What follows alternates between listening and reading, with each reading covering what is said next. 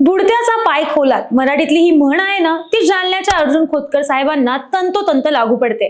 कारण साहेब आहेत शिंदे गटात म्हणजे महायुतीत. मराठा आरक्षणाचा जालना हा सेंटर पॉइंट असल्यानं इथं महायुतीचं तसं सध्या अवघड काम आहे. त्यामुळे काँग्रेसचे सिटिंग आमदार कैलास गोरंट्याल यांचा पद्धतशीर गेम करायचा असेल तर खोतकर साहेबांनी राजकारण कसं सबुरीनं घ्यायला हवं.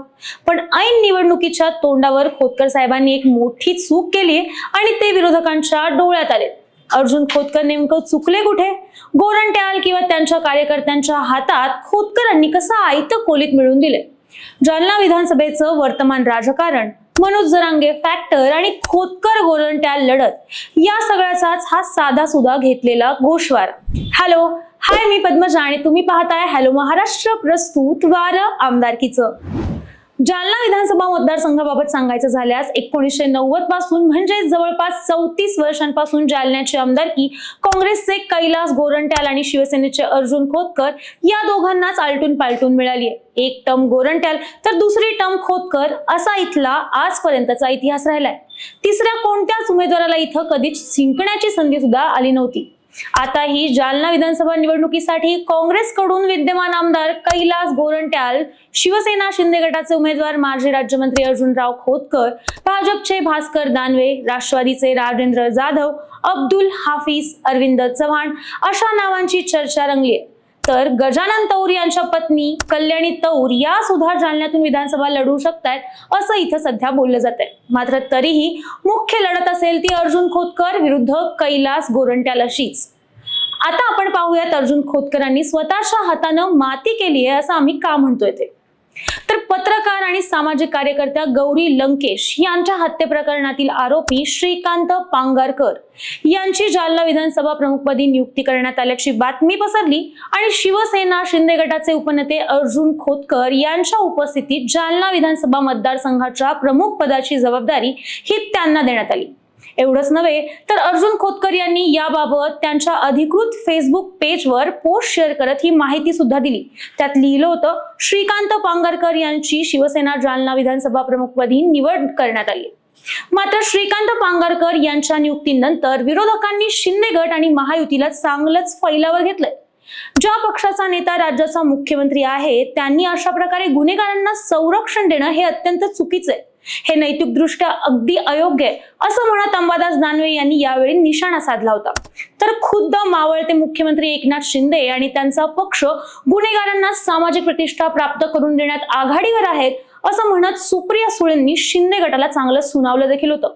श्रीकांत पांगारकर यांची नियुक्ती अंगलटी येताच मुख्यमंत्री एकनाथ शिंदे यांनी ही नियुक्ती लगेच रद्द केली.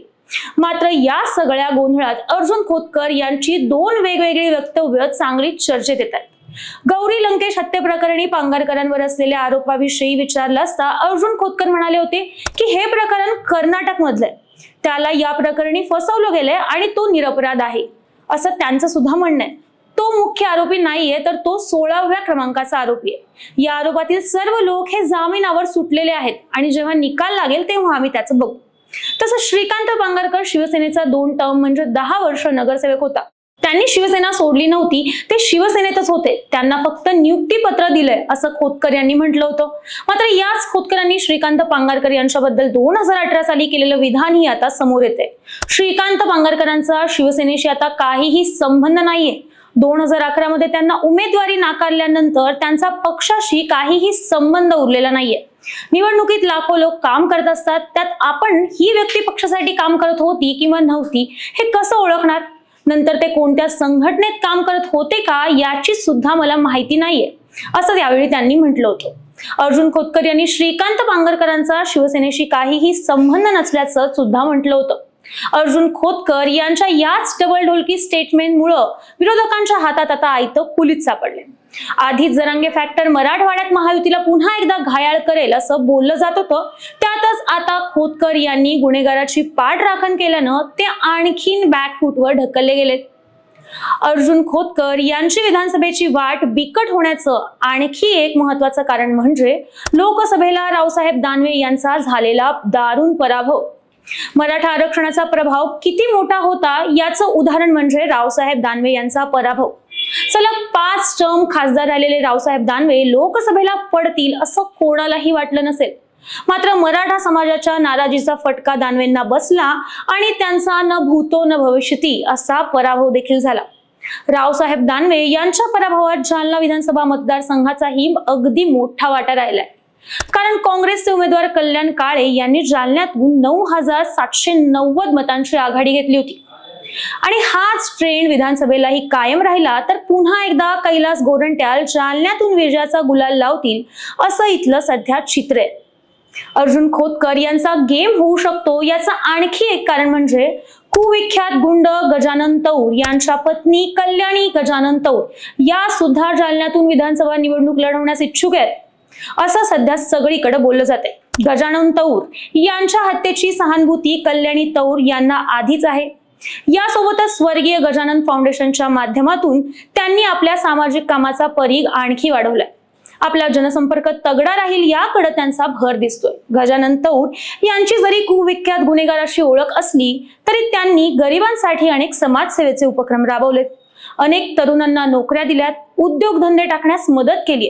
त्यामुळे मतदारसंघात गजानन तौर यांच्याबद्दल जनतेच्या मनात आदरयुक्त दरारा आहे असं स्थानिक नागरिकच सांगतात. खास बाब म्हणजे गजानन तौर हा अर्जुन खोतकरांचा समर्थक होता. त्यामुळे जर कल्याणी तौर यांनी जालन्यातून विधानसभेतून निवडणूक लढवली तर त्याचा फटका हा आपोआपच अर्जुन खोतकर यांना बसण्याची इथं मोठी शक्यता आहे आणि असं अनेक राजकीय जाणकार सांगतात. बाकी या सगळ्याबद्दल तुम्हाला नेमकं काय वाटतं? श्रीकांत पांगारकर यांची नियुक्ती अर्जुन खोतकर यांच्या अंगलटी येईल का? हत्येच्या आरोपाखालील व्यक्तीची पाठराखण खोतकरांची आमदारकी घालवण्यास कारणीभूत ठरेल का? याबद्दलचं तुमचं मत आणि प्रतिक्रिया आम्हाला कमेंट करून नक्की कळवा. आणि अशाच नवनवीन आणि राजकीय व्हिडिओसाठी हॅलो महाराष्ट्र या आमच्या चॅनलला लाईक, शेअर आणि सबस्क्राईब करायला विसरू नका. व्हिडिओ शेवटपर्यंत पाहिल्याबद्दल धन्यवाद.